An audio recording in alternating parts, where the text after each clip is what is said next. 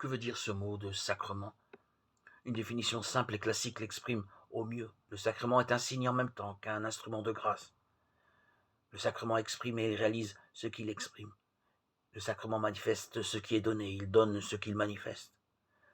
Déjà, la parole appartenait au monde des signes. Elle est même le plus commun et, en apparence, au moins le plus simple. Elle consiste dans son articulé. L'écriture elle-même s'y réfère, qui venant frapper l'oreille entend éveiller l'attention et préparer une communication, idées, sentiments, volonté. Mais il est rare que la parole se présente à l'état pur. Elle est toujours plus ou moins enrichie de signes secondaires et complémentaires qui l'étoffent, en permettant une meilleure interprétation, en confirmant son efficacité par le geste, l'attitude, plus ou moins conscient.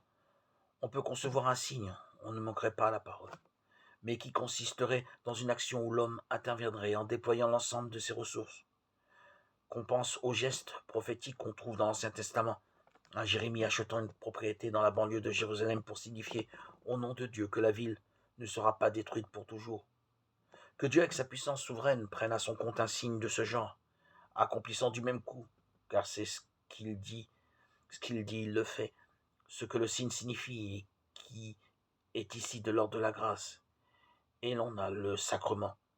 On ne peut concevoir plus puissant exemple d'un tel signe divin que celui de la fraction du pain, tel que le Christ l'annonce dans la deuxième partie du chapitre 6 de Saint Jean.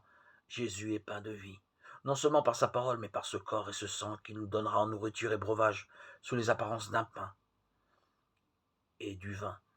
Il n'y a évidemment de sacrement au sens fort et complet de ce mot que lorsqu'il plaît à Dieu d'en instituer.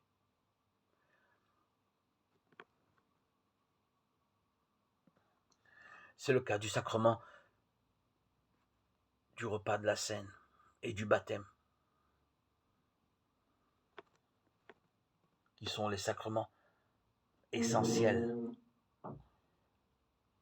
Le repas de la Seine est ce qu'il culmine pour l'État chrétien dans son aboutissement, dans ce qu'il désire au plus profond de son cœur, s'unir au Christ.